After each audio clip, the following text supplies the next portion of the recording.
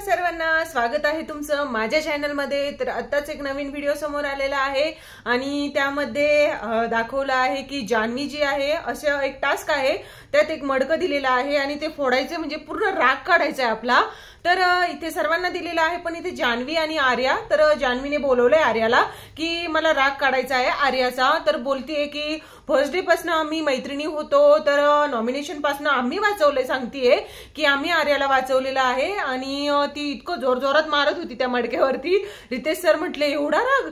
तर सांगायचं झालं तर जान्हवीला आर्याचा खूप म्हणजे खूपच राग आलेला आहे आणि काय फक्त ड्युटीवरनं भांडणं झालेले आहेत। आणि सांगायचं झालं तर आर्याचे जे काही वाद झाले निक्की सोबत, अरबाज सोबत, कारण ही त्यांची मैत्रीण आहे जान्हवी, तर तो राग ती आर्यावरती काढत आहे।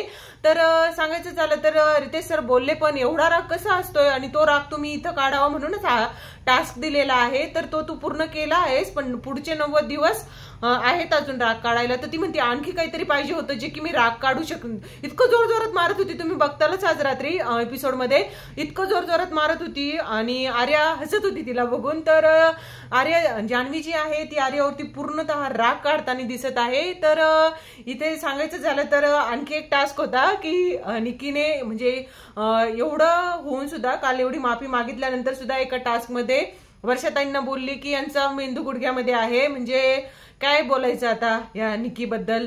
तर असेच लेटेस्ट व्हिडिओज बघण्यासाठी चॅनलला सबस्क्राईब करून ठेवा।